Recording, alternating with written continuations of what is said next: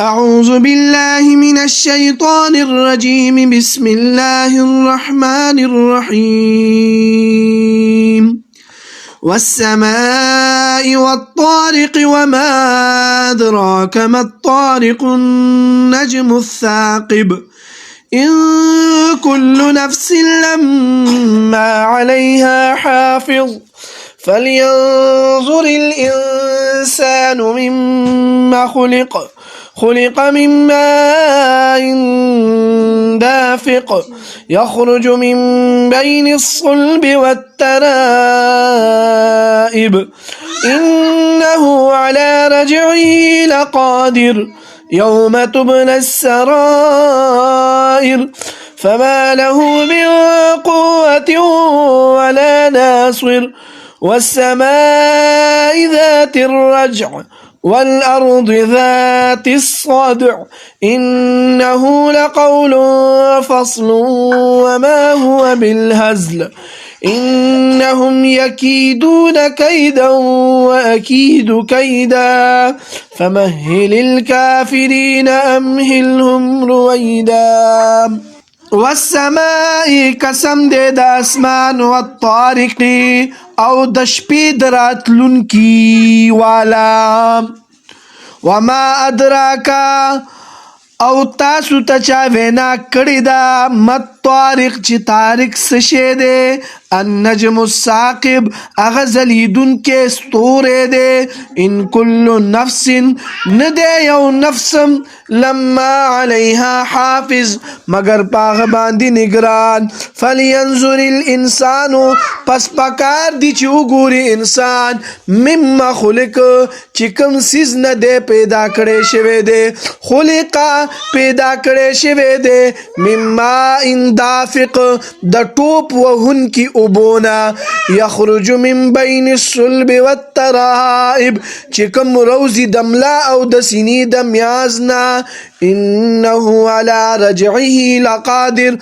بشک هغه په د باندې دوبارم درا واپس کولو قادر دی یوم تبل السرائر پکم ورځ بچ امتحان اخیسته کیږي درازونو فما له من قوت بس نبوي اغه د پارس طاقت ولا ناصر او نس مددگار والسماء ذات الرجع او قسم دے د ګرځیدون کی والا اسمان والارض ذات الصدع او قسم دے د چودون کی زمکی انه لقول فصل بیشک قرآن کریم البتہ فیصلہ کون کی خبر دا وما ہوا او ندے بالهزل دا قرآن پاک د خندا او د مزاق خبره انهم یکیدون کیدا بیشک دار خلق تدبیر کئی تدبیر کول و اکید کیدا او زم تدبیر کوم تدبیر کول فمهل الکافرین پس تاسو مهلت ورکی کافرانو تا امهلهم رویدا مهلت ورکی دیله لغونتی کی د دې صورت نوم طارق دی اولنی آیات کریمین دا لفظ اغسته شوی دی والسماء کی دا واو چې دی دا واو قسمیه ده معنی به کیږي چې قسم دی د اسمان والطارق او قسم دی د شپې راتلونکي والا د طارق لفظي معنی ده د شپې راتلونکي وما ادراک ما الطارق او آیا تاسو ته چا ویلی چې طارق څه شی دی نو النجم الثاقب اغا ځلیدون کې ستوری دی الله تعالی په خپل فرمایل او یو تفسیر دا کوي النجم الثاقب نه مراد سپوږمۍ ده ځکه چې د دې رڼا د نورو ستورو نه زیاته وي ستورو کې الله تعالی ډېر لوی خاصیت اخی دی مونږ نه دا ډېر لري دي ځکه مونږ د دې د پوره حقیقت نه واقف نیو ان کل نفس لما علیها حافظ بعض حضرات ان پمانه د نافی روڑی او لما پمانه د الا روڑی معنی بھئی ان کل نفس یو نفس نشتا لما علیها حافظ مگر دا چې پاغه باندې نگران وي نگران څوک دی؟ فالله خیر حافظا وهو ارحم الراحمین. سوره یوسف کې دا خبره ده. بس الله تعالی د ټولو نه بهتر حفاظت کوونکی دی او د ټولو نه لوی مهربانه دی. او بل تفسیر کې راځي چې د دین مراد کرامن کاتبین دي، ځکه چې هغه د اعمالو نگران وي.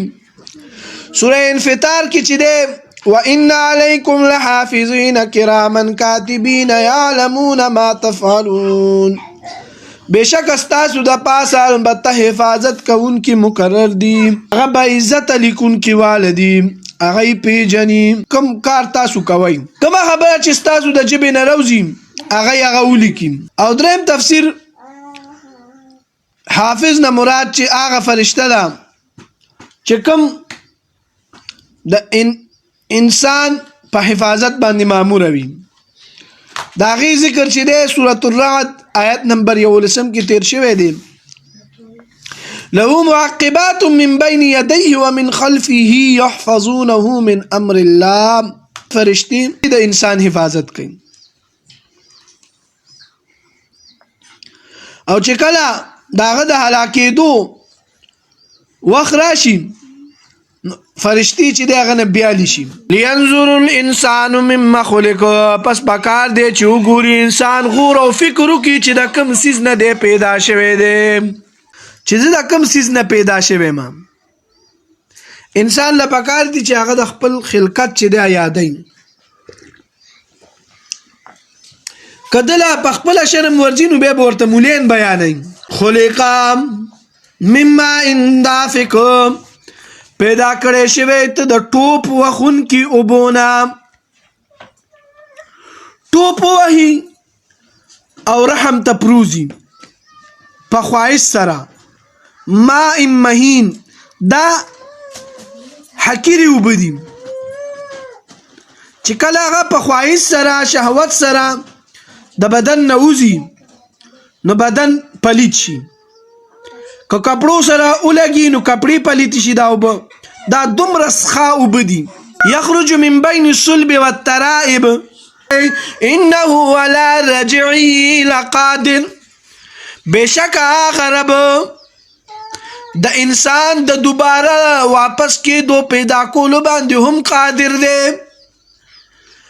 انسان چې خپل اصلیت باندې پوه شي، د الله تعالی قدرت تسلیم کی او بعث بعد الموت اقرار د لپاره څه مشکل نوي، او که د سترګې پټې کی او د ضد نه کار وانلی ځکه چې د ضد څه علاج نشته دی، نو دا انسان چې دی کامیاب دی.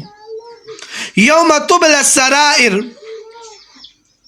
په دې معنی چې په کومه ورځ باندې به امتحان اخیستی کېږي د رازونو. رازونه که د زړه راز وي، که یو بل کس سره تا خبره کړي د راز او د نیاز خبرې، دا دې ټولو امتحان به تانه اخیستی کېږي. ستا رازونه به فاش کړي. ته یاره دا خبره خو په دې دنیا ده او ما سره ده او فلاني ته پته ده او ما ته پته ده، زه دا ګناه کوم، دې کې لګیم، دا مبتلا یم، دا بل چاته پته نشته. خو نه، الله تعالی به دې رازونه فاش کوي. فما له من قوة. بس نه به وي هغه دپاره څه طاقت چې هغه نه امتحان لرې کړي، ولا ناصر او نه څه مددګار هغه ونه راخلاص کړي د دې امتحان نه. والسماء ذات الرجع. مونږ به دلته دا معنی کوو چې قسم دی د اسمان چې هغه بار بار باران کوي، بارانو کی واپس شي بیا راشي باران. والارض ذات الصدع. قسم دی د ځمکې راچودونکي والا فصل پکې چې دی روزي، سبزیانې پکې روزي، داسې نور بوټي پکې روزي. انه لقول فصل. بېشکه دا قرآن کریم فیصله کوونکي خبره ده. وما هو بالهزل. او نه دی دا قرآن د خندا او د مزاق خبره، ټوکو ټکارو خبرې نه دي.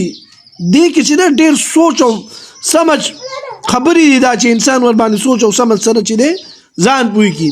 انهم یکیدون کیدا. بېشکه دا خلک تدبیر کوي، تدبیر کولو چې څنګه موږ د قرآن پاک دا پروګرام ختم کو وقال الذين كفروا لا تسمعوا لهذا القرآن والغوا فيه لعلكم تغلبون. دای به قرآن نه اورېدو ټوکې ټکارې به یې شروع کړي او وی به چې څنګه به موږ دا دین ختم کو. واکید کیدا او زم تدبیر کوم تدبیر کول زه به تاسو بچ کوم او زه به چې د اسلام خوروم. سورة صف کې راځي والله متم نوره ولو کرہ الکافرون او الله تعالی پورا کولو والا دی خپل نور ایمان، نور توحید، نور رسالت، نور نبوت، نور قرآن. که کافران دا خوخی او کنه الله تعالی بچی دی دا پورا کوي. فمهل الکافرین پس تاسو مهلت ورکي کافرانو ته امهلهم رویدا مهلت ورکول لغونت کی ان قریب دی ته به انجام پته ولګي. جنگ بدر کې چې دی سره به څه چلو شو پته ولګي دا او بیا اتمه هجره کې مکه مکرمه فتح شو. دا الله پیغام دنیا ته رسوي. الله تعالی با یو نه یو ورځ داسې راولي چې الله تعالی به خپل پیغام محکم کړي. دا ټول د الله تعالی د قدرت نظاری دي.